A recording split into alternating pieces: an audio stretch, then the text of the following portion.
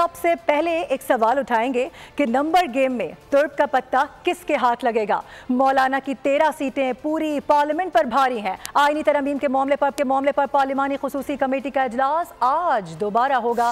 खुर्शीद शाह की जेर सदारत होने वाले इन कैमरा इजलास में JUIF आज आईनी तरमीम के हवाले से अपना मुसव्विदा पेश करेगी, जबकि पाकिस्तान पीपल्स पार्टी के चेयरमैन बिलावल भुट्टो जरदारी भी इजलास में खुसूसी तौर पर शिरकत कर रहे हैं। इजलास में पीपल्स पार्टी के मुसव्विदे और हुकूमती तजावीज़ भी ज़ेर गौर आएंगी। इससे कबल वज़ीर क़ानून आज़म नज़ीर तारड़ ने 26वीं आईनी तरमीमी मुसव्विदा कमेटी के सामने रख दिया है।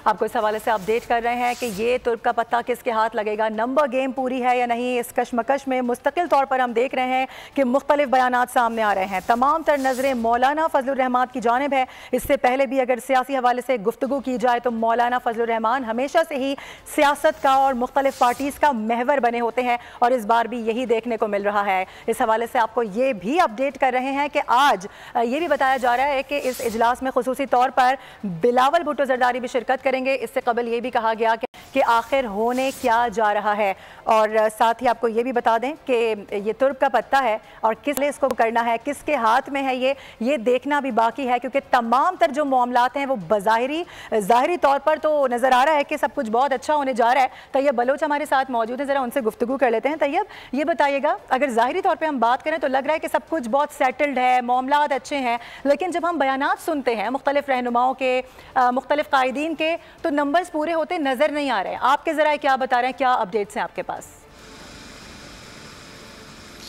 देखिए, इस हवाले से जो है वो मुतज़ाद राय है, क्योंकि हुकूमत की जानिब से जो राय बत आ रही है वो यही है कि हमारे पास जो है वो नंबर पूरे हैं, जबकि अपोजिशन जो है वो ये कहती है कि हुकूमत के पास नंबर अभी तक पूरे नहीं हैं। लेकिन इन दरमियान जो है वो मौलाना फजलुर रहमान बहुत ज़्यादा अहमियत इख्तियार कर गए हैं और मौलाना फजलुर रहमान जिस पलड़े में अपना वज़न डालेंगे तो वो पलड़ा जो है वो जीत सकता है। तो इसी वजह से हुकूमत की जानिब से बार बार मौलाना फजलुर रहमान से जो है वो मुलाकातें की जा रही हैं, मुज़ाकरात किए जा रहे हैं और उनको मुजव्ज़ा आईनी तरमीम के ऊपर जो है वो कायल करने की कोशिश की जा रही है। जिस तरीके से कल हमने देखा कि खुसूसी कमेटी के इजलास के बाद जो है वो पाकिस्तान पीपल्स पार्टी के चेयरमैन बिलावल भुट्टो जरदारी फिर से मौलाना फजलुर रहमान के घर भी राज़ी करने की भी कोशिश की गई। तो इसी तरीके से तहरीक इंसाफ की जानिब से भी मौलाना फजलुर रहमान को जो है बार बार मनाने की कोशिश की जाती है। लेकिन इस हवाले से पाकिस्तान पीपल्स पार्टी के चेयरमैन बिलावल भुट्टो जरदारी का बयान एक बड़ा वाज़ेह है। उन्होंने कहा कि अगरचे हुकूमत के पास जो है वो 2/3 मौजूद है, हुकूमत चाहे तो मौलाना फजलुर रहमान के बगैर भी आईनी तरमीम जो है वो मंजूर करा सकती है, लेकिन हम नहीं चाहते कि कोई ऐसा तस्वर दिया जाए जिससे ये पैदा हो कि फ्लोर क्रॉसिंग हुई है या आइन के आर्टिकल 63A का जो है वो नाजायज़ तौर के ऊपर इस्तेमाल किया गया है। तो इसी वजह से बिलावल भुट्टो जरदारी ने यह मौक़िफ़ इख्तियार किया कि हमारी कोशिश है कि इत्तफ़ाक़ राय से जो है वो मामला तय हो जाए, तभी जो है उनकी जानिब से अमान को मनाने की जो है हर मुमकिन कोशिश की जा रही है।